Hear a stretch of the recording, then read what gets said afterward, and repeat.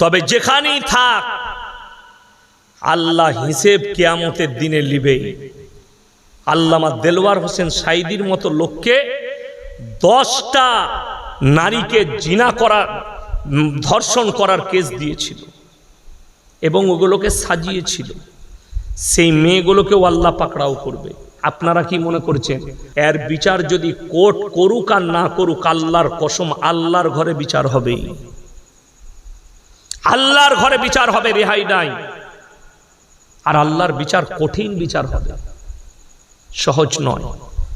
International মুশরিকের নাম করে দিচ্ছে, যাকে মুসলিম সমাজের বেশিরভাগ যুবকরা মুসলমান ভাবে, গর্ব করে অনেকজন, একদম খাঁটি মুসলমান, মারাত্মক। কিন্তু তাকে যারা মুসলমান ভাববে ঈমান চলে যাবে। নাম্বার 1, সেলিম খানের ফ্যামিলি, সালমান খানের ফ্যামিলি মুশরিক ফ্যামিলি। তাকে যারা মুসলমান বলবে এই মুহূর্তে তাদের ঈমান চলে যাওয়ার খাতরা আছে আমার ফতোয়ায়। অন্য মৌলবীর ফতোয়া কি হবে জানি না, আমার ফতোয়ায়। কেন? তার বাড়িতে এবং তার গোটা পরিবার গণেশের উপাসনা করে, গণেশের মূর্তি, গণেশের পূজা করে। কথাটা ভুল বললাম? ভুল বললে মোবাইল রেডি আছে, ইউটিউব খুলে দেখিয়ে দেব। আপনাদের কাছে অ্যান্ড্রয়েড মোবাইল আছে, খুলে দেখে নেন। শাহরুখ খান মুশরিক, তাকে মুসলমান বলা যাবে না আমার ফতোয়ায়। কেন? উমরা করে এসে আবার মন্দিরে গিয়ে পুজো করেছে, তার নাম মুশরিক। এই অবস্থায় যদি এরা মারা যায়, এদের লেগে যারা দোয়া করবে তারা কিয়ামতের দিন আল্লাহর কাছে পাকড়াও হবে। সে মৌলবি হোক আর মুহাদ্দিস হোক আর পৃথিবীর দামি স্কলার হোক। নবীরা যদি নিজের চাচার জন্য দোয়া করতে না পায়, হারাম করে লেগে তুমি কি করে দোয়া করবে? বড় কষ্টের বিষয়, দুঃখের বিষয়। আপনি চলুন, এটা পুকুর মনে হচ্ছে, এটা পুকুর না? পুকুর। এই পুকুরে যদি কোনো ছেলে পড়ে যায় আর বাপ যদি পাড়ে দাঁড়িয়ে থাকে, ঝাঁপ দেবে না দেবে না? সাঁতার না জানলেও ঝাঁপ দেবে। কেন? তার পিতৃস্নেহ। আপনাদিকে বলে যায় কোরআন আর হাদিসকে ঘাঁটুন, বুঝতে পারবেন পৃথিবীর এমন একজন নবী চুপচাপ বসে নিজের সন্তানের মৃত্যু তাণ্ডব দেখেছেন, তার নাম হচ্ছে হযরতে নূহ নবী। নৌকার ওপরে আল্লাহর ভয়াবহ আযাব চলছে, প্রবল বন্যা, সমুদ্রের পানিকে 1250 ফুট উপরে তুলে দিয়েছেন। চোখে দেখতে পাচ্ছেন তার ছেলে কিনান হাবুডুবু খেয়ে মারা যাচ্ছে। হযরতে নূহ নবী কি করলেন? হাত তুললেন, লা আসিমা লিয়াউমা মিন আমরিল্লাহ। ওগো আল্লাহ, এটা আমার ওরসজাত পুত্র, তুমি একে রক্ষা করো। আল্লাহ ধমক দিলেন কি বলে? লামিনাল খাসিরিন, হাত নামাও। যে আমাকে মানেনি, আমার নবীকে মানেনি, আমার দ্বীনকে মানেনি, তার জন্য তুমি আমার কাছে আবেদন নিবেদন করতে পাবে না। তা না হলে তোমাকেও ওই ক্ষতিগ্রস্তদের মধ্যে ফেলে দেব। নূহ নবীর হাত নেমে গেছে। ভেবে দেখুন, আল্লাহ যদি নবীকে বলে দোয়া করতে পাবে না, হাত নামিয়ে নাও সন্তানের লেগে। আপনার ছেলে মদের আর গাঁজার ভাটিতে মারা গেছে, আমি মৌলভী শওকতের বেটা দোয়া করে তোমাকে জান্নাতে দেবো, তোমার ছেলেকে, আল্লাহ আমাকে ছেড়ে কথা বলবে? বাপ যদি তাহাজ্জুদ গুজার হয়, মা যদি তাহাজ্জুদ গুজার হয়, আর সন্তান যদি নাস্তিকতার ওপরে চলে, আর এটা যদি প্রকাশ পায়, আল্লাহর কসম খেয়ে বলে যাচ্ছি, সে যদি ইস্তেগফার করে কালমা না পড়ে, না তার জানাজা পড়া যাবে, না তার কবরস্থানে দাফন কাফন করা যাবে। কোথাও ফেলিয়ে দাও, কুকুরে খাক, বিড়ালে খাক, নদীতে চলে যাক।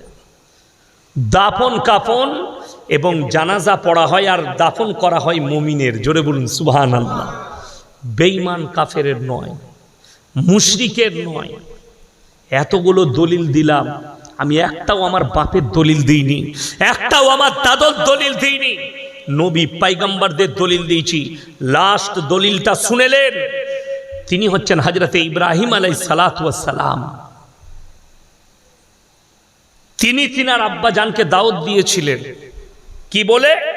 কোরআনে আছে সূরা মারইয়ামে ইজ ক্বালা লিআবিহি ইয়া আবাতি লিমা তা'বুদু মা লা ইয়াসমাউ ওয়া লা ইউবসিরু ওয়া লা ইউগনি আনকা শাইয়্যা।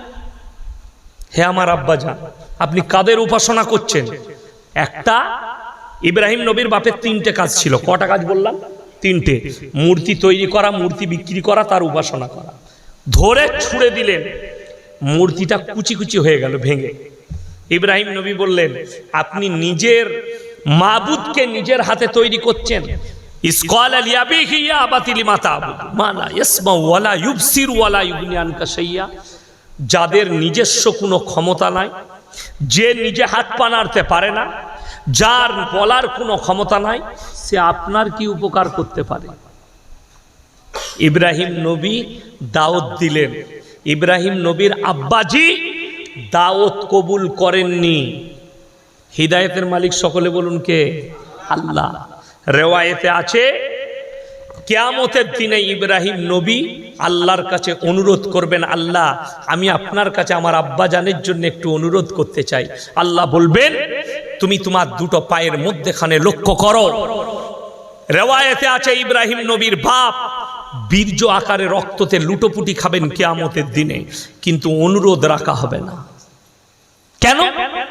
এই জন্যই কোরআনে আছে, ইব্রাহিম আলাইহিস সালাতু ওয়াস সালামকে নমরুদ যখন আগুনে নিক্ষেপ করবে, ইব্রাহিম নবীর বাপ সাইডে দাঁড়িয়ে চোখের পানি ফেলাচ্ছে। একদিকে ইব্রাহিম নবীর চোখে পানি, একদিকে ইব্রাহিম নবীর বাপের চোখে পানি। ইব্রাহিম নবীর আব্বাজান বললে, হে আমার পুত্র ইব্রাহিম, তুমি আমাদের দেবদেবীকে মেনে নাও, আমাদের রবকে মেনে নাও, আমি নমরুদকে অনুরোধ করব তোমাকে ছেড়ে দিবে। ইব্রাহিম নবী চোখের পানি ফেলিয়ে বললে, আল্লাহর কসম করে বলছি, হে আমার আব্বাজান, আমার চোখের পানি তোমার নমরুদের, তোমার এই জালিমের আগুনের ভয়ে নয়, আল্লাহর ভয়ে। কিয়ামতের দিনে আপনার সঙ্গে আল্লাহ কি আচরণ করবে, তাই আমি অনুরোধ করছি, আমার আল্লাহকে বিশ্বাস করো। কিন্তু ইব্রাহিম নবীর সামনে নমরুদ বললে, এতটুকু অনুতপ্ত নয়, ইব্রাহিমকে আগুনে নিক্ষেপ করো। আল্লাহর কসম, ইব্রাহিম নবী পৃথিবীর কারুর কাছে প্রার্থনা করেনি, কারুর কাছে চাইনি, চেয়েছেন তো একমাত্র নিজের রবের কাছে। জোরে বলুন সুবহানাল্লাহ। চলুন, আমাদের দেশের ছেলে হচ্ছে না, চাইছে কোথায়? বললে অমুক মাজারে গেলে ছেলে হবে, লোক চলে যাচ্ছে। মাজারে শুলে কখনো ছেলে হয়? বউকে বলেছে পাথর চাবড়িতে 3 দিন শুয়ে ছেলে হয়ে যাবে। নাউজুবিল্লাহ। আমরা শুনেছি স্বামীর পাশে শুলে ছেলে হয়, বলছে মাজারে গেলে ছেলে হবে। দুঃখ এটাই। আপনি চাইছেন মাজারে, আপনি চাইছেন গাছতলায় যেখানে ঘোড়া রাখা আছে। ইব্রাহিম আলাইহিস সালাতু ওয়াস সালামের সামনে আগুনের চিতা, সেই আগুনের চিতা ইব্রাহিম নবীকে ফেলা হবে। ইব্রাহিম নবী দোয়া করলেন, আল্লাহ তুমি ছাড়া আমার কেউ নাই, তুমি আমাকে রক্ষা করো। আমার আল্লাহ আগুনকে বললেন, কুলনা ইয়া নারু কুনি বারদাও ওয়া সালামান আলা ইব্রাহিম। হে আগুন, তুমি ক্ষান্ত হয়ে যাও আমার ইব্রাহিমের জন্যে, আর ফুলের বাগিচা হয়ে যাও। আল্লাহর কসম, আল্লাহর কুদরতে আগুন নিভিয়ে সেখানে ফুলের বাগিচায় ইব্রাহিম নবী বসে জিকির করেছেন, আল্লাহর শুকর আদায় করেছেন। জোরে বলুন সুবহানাল্লাহ। ওই জন্যে বড় কষ্ট লাগে আপনাদিকে বলে যায়, যারা আপনাকে ভয় দেখাচ্ছে। আমি একটা বক্তব্য শুনলাম আসামের মুখ্যমন্ত্রী হিমন্ত বিশ্ব শর্মাজি, তিনি বলছেন, मैं चाहता हूं, मेरा मिशन है, इस्लाम खत्म हो जानी चाहिए, करुणा की तरह खत्म हो जाना चाहिए, मैं इस्लाम को खत्म कर दूंगा। पहले इतिहास उठाकर देखो, नमरूद आया था इब्राहिम को जलाने, खुद मिट गया। फिरौन आया था मूसा को मिटाने, खुद मिट गए। तुम इस्लाम क्या मिटाओगे? তোমার মতো কত তাবর তাবর বাপের বেটা এলো, আল্লাহর কসম ইসলামকে মিটানো তো দূরের কথা, কোরআনের একটা জের জবরকে লড়াবার ক্ষমতা পৃথিবীর শক্তির নাই। যদি কোরআনকে জিজ্ঞেস করেন, আল্লাহর কসম, আমার আল্লাহ কোরআনে ওয়াদা করেছেন, ফালান তাজিদা লিসুন্নাতিল্লাহি তাবদীলা। আপনি যদি কোরআনকে বিশ্বাস করেন, আল্লাহ কোরআনে বললেন গোটা পৃথিবীর শক্তি হে রাসূল একদিকে যদি দাঁড়িয়ে যায়, গোটা পরমাণু শক্তিধর দেশ যদি একদিকে দাঁড়িয়ে যায়, কিয়ামতের সকাল পর্যন্ত আমি আল্লাহ না চাইলে আমার কোরআনের একটা জের জবরকে পরিবর্তন করার ক্ষমতা পৃথিবীর কোনো শক্তির নাই। জোরে বলুন সুবহানাল্লাহ। শুধু তাই নয়, যারা কোরআনকে মিটাবার স্বপ্ন দেখছে, কোরআনকে মিটিয়ে দেব, হে মুসলমান আপনি ঈমানকে মজবুত করুন। আমি কি বললাম? আপনি ইসলাম পাননি, আপনি আবেগে ইসলাম পেয়েছেন, আবেগে ইসলাম করছেন। যদি আপনি বিবেকের দ্বারা ইসলাম করতেন, আপনার দিলেতে আল্লাহ ছাড়া কারো ভয় থাকতো না, মৃত্যু ছাড়া আর কেউকে আপনি বিশ্বাস করতেন না, আল্লাহ ছাড়া কাউকে বিশ্বাস করতেন না। যদি আপনার কাছে বিবেকের ইসলাম থাকতো। আপনি চলুন আপনাকে বুঝিয়ে দিই আমার ভাই, আল্লাহ রাব্বুল আলামিন নিজে ওয়াদা করেছেন, ইন্না নাহনু নাযালনা যিকরা ওয়া ইন্না লাহুল হাফিজুন। আমি এই আল্লাহ কোরআনকে অবতীর্ণ করেছি আর এর হেফাজতের দায়িত্ব আমি আল্লাহ নিজে নিয়েছি। আপনি ভাবছেন জুজদানে লেপটি আমি আলমারিতে কোরআনটাকে রেখেছি, আমি হেফাজত করছি। আপনি ভাবছেন মসজিদে কোরআন রেখেছি, আমি হেফাজত করে রেখেছি আলমারিতে। না, ওই জুজদানের ভেতরে কোরআন হেফাজতে নেই, ওই লেখার মধ্যে হেফাজতে নেই। কেন? আল্লাহ রাসূল সাল্লাল্লাহু আলাইহি সাল্লামের হাদিস যে কিয়ামতের পূর্বে আল্লাহ তাআলা কোরআনের আয়াতগুলো তুলে নেবেন, এই কাগজগুলো সব সাদা হয়ে যাবে। জোরে বলুন সুবহানাল্লাহ। আল্লাহ ইচ্ছা করবেন তখন, কিয়ামতের পূর্বে। তার আগে শুনেলেন এই দেশে 200 বৎসর রাজত্ব করেছে ইংরেজের বাচ্চারা। গুজরাটের গোমতী নদীর তীরে 10 লাখ কোরআনকে জ্বালিয়েছিল তারা আগুন দিয়ে। কিন্তু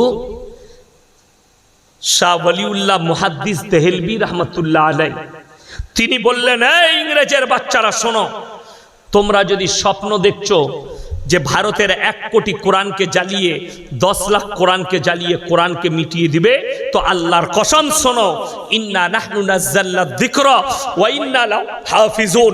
এই কোরআনের অবতীর্ণকারী আল্লাহর হেফাজতকারীও হচ্ছেন আল্লাহ। নেতাদিকে বললেন, তারা বললে কোরআন জ্বলে গেলে কি করে হেফাজত হবে? শুনেলেন কত সুন্দর দলিল দিয়েছেন। একটা মাদ্রাসার তালবিল ইলম, একটা হাফিজে কোরআন, সেই 10 বছরের বাচ্চার সিনেতে 30 পারা কোরআনকে আল্লাহ গেঁথে দিয়েছে। একটা হাফিজে কোরআন যদি জিন্দা থাকে, পৃথিবীতে 100 কোটি কোরআন ছেপে চলে আসবে। জোরে একবার বলুন নারায়ে তাকবীর, নারায়ে তাকবীর। ইসলামকে মিটানোর ভয় আপনাকে যে দেখাচ্ছে সে ভুয়ো দেখাচ্ছে, ভুয়ো। আপনি জানেন ফাঁকা কলসি বাজে বেশি? ফাঁকা কলসি বাজে না বাজে না? যারা ভয় দেখাচ্ছে এগুলো ফাঁকা কলসি, ভর্তি কলসি একটাও নেই। আরে ভেবে দেখুন, যারা ইসলামের বদনাম করছে, ভারতের 1 শ্রেণীর মিডিয়া তারা লেগে আছে, সকাল থেকে তাদের কাজ মাদ্রাসা, মসজিদ, দাড়ি, টুপি, ইসলাম। এইটা না আলোচনা করলে তাদের পেটের ভাতই হজম হয় না। আপনাদিকে দলিল দিয়ে যায়, যারা বলছে ইসলাম খারাপ ধর্ম, শান্তির ধর্ম নয়, তাদেরকে বলি ইসলাম এত খারাপ, ইসলাম এত খারাপ যে মাইকেল জ্যাকসনের মতো পৃথিবী বিখ্যাত ড্যান্সার ইসলাম কবুল করতে বাধ্য হয়ে গেল। জোরে বলুন সুবহানাল্লাহ। ইসলাম এত খারাপ, ইসলাম এত খারাপ, পৃথিবীর শ্রেষ্ঠ বক্সিং ফাইটার মাহমুদ আলী ইসলাম কবুল করতে বাধ্য হয়ে গেল। জোরে বলুন সুবহানাল্লাহ। ইসলাম এত খারাপ, পাকিস্তানের ক্রিকেটার ইউসুফ ইউহানা মোহাম্মদ ইউসুফ হয়ে গেল। জোরে বলুন না সুবহানাল্লাহ। ইসলাম এত খারাপ, যে লোকটা বলবীর সিং প্রথম বাবরি মসজিদে হামবার মেরেছিল, আল্লাহ তাকে ইসলামের জন্য কবুল করে নিল। জোরে বলুন সুবহানাল্লাহ। যে জিনিসের চর্চা বেশি সেই জিনিসের দাম বেশি। জোরে বলুন সুবহানাল্লাহ।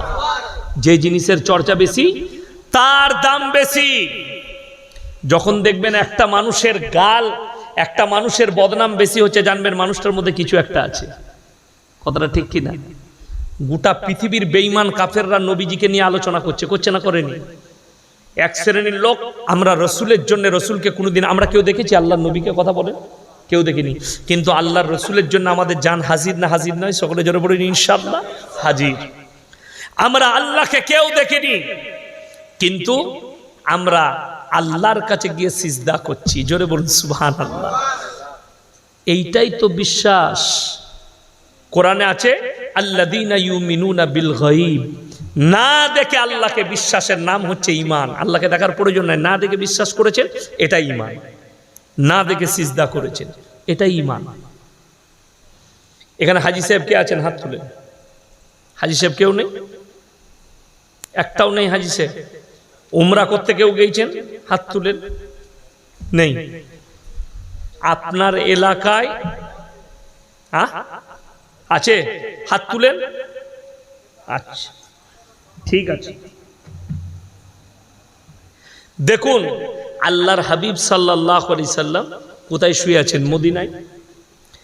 মক্কা থেকে মদিনা 430 থেকে 470 কিলোমিটার রাস্তা। একটাও মাজার নাই। ওই মাজার দেখেছো? মাজার নাই। আমার বাড়ি থেকে এই হাওড়া হচ্ছে 160 কিলোমিটার। 160,000-এর বেশি মাজার আছে। ঠিক বললাম না ভুল বললাম? আমি আমার কথা বলবো না। ফুরফুরার দাদা হুজুর পীর কেবলা রহমতুল্লাহ আলাইহির ওসিয়ত নামায় লেখা আছে, ফতোয়া দিয়া আছে কি মেয়েদের মাজারে যাওয়া হারাম। ফুরফুরা ইসালে সওয়াব হয় 3 দিন। মেয়ে ছেলেদের এন্ট্রি নাই। নিষেধ না নিষেধ লয় বাবা? নিষেধ। যেতে পাই গেল। এটা ফুরফুরা দাদা হুজুর বললাম। আমাদের দেশে ভারতবর্ষে যারা নিজেদিকে সুন্নি বলছে, বেরেলভি ভাই, তাদের যিনি সব থেকে বড় মৌলবি তার নাম হচ্ছে আহমদ রাজা বেরেলভি। উত্তরপ্রদেশের বেরেলিতে বাড়ি, বেরেলিতে কবর আছে। তিনি ফতোয়ার কিতাব লিখেছে, ফতোয়ায়ে রিজবিয়া, খণ্ড নম্বর 24, পৃষ্ঠা নম্বর 497। সেইখানে স্পষ্ট লেখা আছে মেয়েদের মাজারে যাওয়া তো দূরের কথা, নিয়ত করাটাও হারাম। দুটো গেল। তৃতীয় নম্বর বলি, আমাদের এখানে লোক মারা যায় না? যায় না? যায়। স্বামী মারা গেলে স্ত্রী যায় কবরস্থানে? যেতে পাবে? পাবে না। বাপ মরে গেলে বিটি যেতে পাবে কবরস্থানে? যেতে পাবে না। আচ্ছা বলুন তো, স্বামী আর স্ত্রীর সম্পর্ক বেশি না পীরের সঙ্গে আপনার বিবির সম্পর্ক বেশি হবে? কথা বলে না? স্বামীর সঙ্গে, এক বিছানার সাথী। কথাটা বুঝতে পেরেছেন? যদি স্বামীর কবরে স্ত্রী যেতে না পায়, ইয়াসিনের কবরে আপনার বউ কেমন করে যাবে? কথাটা বুঝতে পেরেছেন না পারেননি? চলুন আপনাকে বুঝিয়ে দিই। অনেক মূর্খ আপনাকে দলিল দিবে যে হাজি বিবিরা নবীজির কবর জিয়ারত করে। হজের মাসলার সঙ্গে পৃথিবীর কোনো মাসলার মিল খাবে না। যদি কোনো মৌলবি খাওয়ায় সে হচ্ছে গণ্ড মূর্খ। মাথায় রাখবেন। মেয়েদের চুল কাটা জায়েজ আছে? কথা বলে না? হারাম। হজের ময়দানে 4 আঙ্গুল চুল কাটা ওয়াজিব। কথাটা বুঝাতে পারলাম? যারা হাজি বিবি হজ করতে যাবে তাদের 4 আঙ্গুল চুল কাটা ওয়াজিব। ছেলেরা নেড়া করবে, মেয়েরা 4 আঙ্গুল চুল কাটবে। বুঝাতে পারলাম? কাবা ঘরে 1 ওয়াক্তে 1 রাকাত নামাজ পড়লে 1 লাখ রাকাত নামাজের নেকি পাওয়া যাবে। জোরে বলুন সুবহানাল্লাহ। আপনার মসজিদে পাওয়া যাবে? পাওয়া যাবে না। মদিনায় যদি কেউ 1 রাকাত নামাজ পড়ে 50,000 রাকাত নামাজের নেকি পাবেন। এইগুলো কিন্তু ওইগুলোর জন্যই প্রযোজ্য, শুধুমাত্র, বাকি নয়। হাজি সাহেবরা ঈদের নামাজ পড়ে? কথা বলে না? আপনারা কেউ জানেন না। জিনারা হজ করতে যায়, হাজি সাহেবদের নামাজ নাই। ওই আরাফার ময়দানে বিদায়ী হজের খুতবাটা শোনাটাই হচ্ছে হজ। ওইটাই নামাজের নিয়ত, ওইটাই নামাজের নেকি। নামাজ নাই। বাকি সব আশেপাশে নামাজ হয়, কিন্তু হজের ময়দানে ঈদের নামাজ হয় না। হজের আরকানের মধ্যে নাই নামাজটা। তাহলে ওই মশলার সঙ্গে আপনার গ্রামের মশলা ঢুকবেন কি করে? ওই জন্যে আল্লাহ নবীর কবর জিয়ারত করা হাজি এবং হাজি বিবিদের জন্যে হজের সময় ফরজ, হজে ওয়াজিব করতেই হবে। এটা শুধু নবীজির জন্য প্রযোজ্য, বাকি কারুর জন্য নয়। আপনি চলুন, আপনি বলছেন হাওড়া, হুগলি, 24 পরগনা, মেদিনীপুরের লোক বলছে দাদা হুজুর পীর কেবলা রহমতুল্লাহ আলাইকে মহাব্বত করি। যদি তুমি মহাব্বত করো তাহলে বাস ভাড়া করে তোমার বউকে নিয়ে খাজা মঈনুদ্দিন চিশতি রহমতুল্লাহ আলাইয়ের মাজারে কি করে বউকে ঢুকাচ্ছ? তাহলে তোমার থেকে বড় দাদা হুজুরের দুশ্মন আর কেউ হতে পারে? এটা চ্যালেঞ্জ দিলাম। তা না হলে প্রমাণ দাও। খাজা মঈনুদ্দিন চিশতি রহমতুল্লাহ আলাই তিনার একটা কিতাবের দলিল দাও, হাওয়ালা দাও, যে তিনি লিখে গেছেন আমি মরে যাওয়ার পরে বৌদিকে নিয়ে এসে তোরা এসে আমার কবরে সিজদা করবি, আমার কবরে চাদর চড়াবি। চ্যালেঞ্জ ছুড়ে বললাম, কবরে চাদর চড়ানো যদি জায়েজ হতো, আল্লাহর রসুলের কবরটা আসমান পর্যন্ত ঢেকে যেত, ঠিক কিনা? আল্লাহর নবীর কবরে যদি সিজদা জায়েজ হতো, সব থেকে প্রথমে রসুলের কবরে হতো। রসুলের কবরে সিজদা নেই, পৃথিবীর আর কোনো মৌলবি মোল্লা পীর ফকিরের কবরের জন্য সিজদা চলবে না। আল্লাহর হাবিবের কবরে ভালো মন্দ চাইতে পাবে না, আল্লাহ ছাড়া কারোর কাছে ভালো মন্দ চাওয়া যাবে না। পৃথিবীর আর কোনো মৌলবি মোল্লা পীর ফকিরের কবরে তুমি ভালো মন্দ চাইতে পারবে না। বড় কষ্ট লাগে। আপনাকে দেখিয়ে দেব, এই মুন্সিরহাট পেরিয়ে তারকেশ্বরের কাছে আমাদের বর্ধমান লাগাও এক জায়গায় জলসা করতে গেছি। গাছ এরকম প্যান্ডেল আছে, প্যান্ডেলের পাশেই গাছ, গাছের গোড়ায় গাদা ঘোড়া রাখা আছে, মাটির ঘোড়া, আগরবাতি, মোমবাতি, আর গাছেতে ট্যানা ল্যাপটানো আছে। আমি স্টেজে গেলাম, বললাম বাবা তোমাদের হুগলি ডিস্ট্রিক্টের মানুষ খুব ভালো গো এখানকার। বলে কেন হুজুর? আমরা তোমাদের হিন্দু মুসলিমের মধ্যে খুব মহাব্বত, এই যে ওরা ওইখানে পুজো করার তোমরা এখানে জলসা করছো।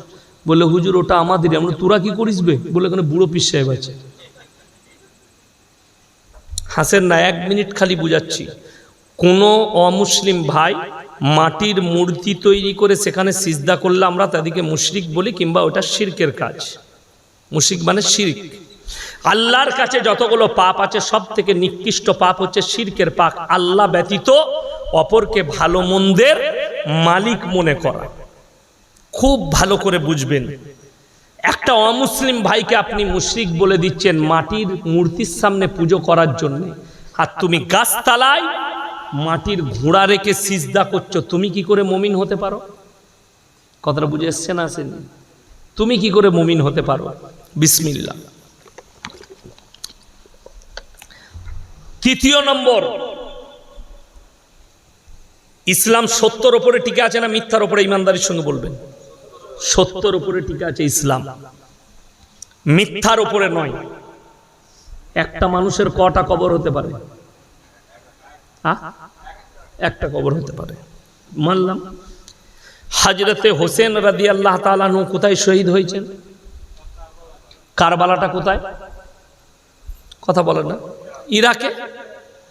কিন্তু মঞ্জিল মাটি হচ্ছে জালালসিতে, মঞ্জিল মাটি হচ্ছে বাগনানে, মঞ্জিল মাটি হচ্ছে আপনার আমতায়, মঞ্জিল মাটি হচ্ছে বর্ধমানে, মঞ্জিল মাটি হচ্ছে মেদিনীপুরে, মঞ্জিল মাটি হচ্ছে বহরমপুরে, মঞ্জিল মাটি হচ্ছে বোম্বে, মঞ্জিল। এতগুলো কবর একটা লোকে? এইগুলো সব মিথ্যা। আর ইসলাম সত্যর উপরে টিকে আছে। মিথ্যা করে কবর বানিয়ে মঞ্জিল মাটি করা হারাম। ফাতিহা করা চলবে না, জায়েজ নাই। ফাতিহা করা, মঞ্জিল মাটি করা, তারপরে আপনার কি বানায় ওটা, তাজিয়া বানানো হারাম, সম্পূর্ণ হারাম। তাজিয়া মানে জানেন? তার ভেতরে হযরতে হোসেনের কবর করে, ওটাকে বলে হোসেনের কবর। আচ্ছা বলুন, থাকে হোসেন? হযরতে হোসেন থাকে? এই গণ্ড মূর্খগুলোকে কে বুঝাবে যে ইসলাম সত্যর উপরে টিকে আছে, মিথ্যার উপরে নয়? আল্লাহর কসম করে বলছি,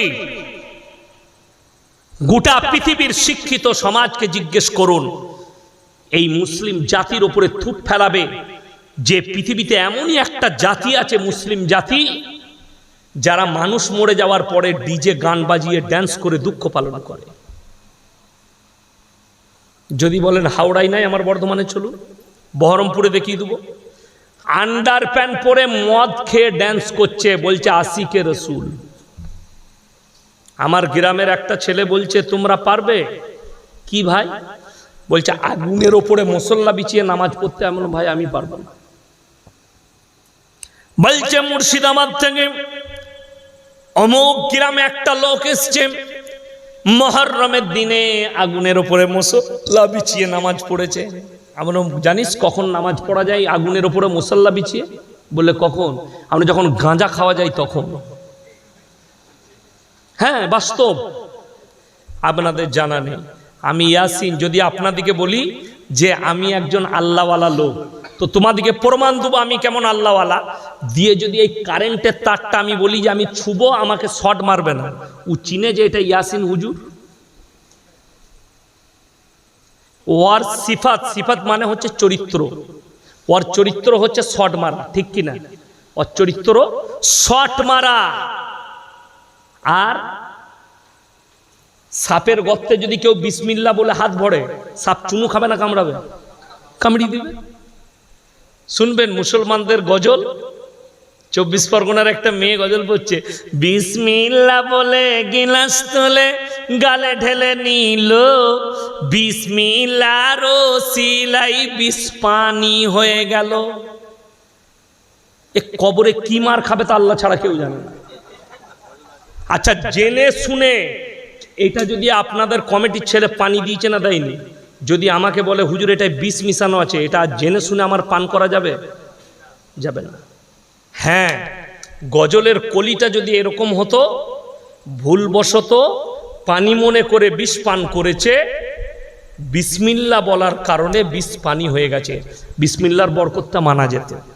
জেনে শুনে বিষ পান করাটাই হারাম। আত্মহত্যা করা ইসলামী শরীয়তে হারাম। আপনাদিকে বুঝিয়ে দিই, যদি বলে বিসমিল্লাহর ওসিলায়, আর আমি যদি বিসমিল্লাহ বলে হাত ভরি সাপের গর্তয়, যে গজলটা পড়েছে তাকে নিয়ে আসুন, আমি একটা কেলে সাপের গর্তয় হাত ভরা করাবো তাকে বিসমিল্লাহ বলে, দেখি তোর কত বরকত। দেখবেন পটল তুলে দিয়েছে, কেন? সাপ তো চিনে না। আরে মূর্খ শোনো, ওই জন্যে ইলম কালাম হাসিল করতে হয়। সব থেকে বড় জিনিস দুর্নীতি চলে 24 পরগনা হাওড়ায়। বড় বড় মেয়েদিকে নিয়ে এসে স্টেজে গজল গাওয়া করায় হারাম, শরীয়ত সম্মত। যারা গজল শুনবে তারা তাকিয়ে দেখলে তাদের মনে জিনা জাগলে ওই মেয়েটাও পাপী হবে, এবং যারা গজল শুনছে তারাও পাপী। বালিগা মেয়ে তাকে স্টেজে নিয়ে এসে গজল পড়ানো হারাম, এবং ওই সমস্ত প্রোগ্রামগুলো হারাম প্রোগ্রাম। যারা করবে তারা সব পাপী, জিনা করার সমান পাপ হবে। আপনার জানা নেই হযরতে আবু বকর সিদ্দিক রাদিয়াল্লাহু তাআলা আনহু, সিদ্দিক মানে হচ্ছে সত্যবাদী, জোরে বলুন সুবহানাল্লাহ। এই সিদ্দিক নামটা আল্লাহ নবী দিয়েছিলেন আবু বকরকে। তুমি শুধু আবু বকর নও, তুমি আবু বকর সিদ্দিক মানে সত্যবাদী। হযরতে আবু বকর রাদিয়াল্লাহু তাআলা আনহু যখন হিজরত করে চলে যাচ্ছেন, গুহার মধ্যে ডান রানে নবীজি মাথাটা রেখে ঘুমাচ্ছেন, আর হযরতে আবু বকর নিজের রুমালটা ছিঁড়ে ছিঁড়ে গুহার ছিদ্রগুলো বন্ধ করছেন। এমন অবস্থায় একটা বিষধর সাপ হযরতে আবু বকরকে ছোবল মেরেছে। যে সাপ হযরতে আবু বকরকে চিনতে পারেনি, সেই সাপ ইয়াসিনকে চিনবে? বড় কষ্ট লাগে।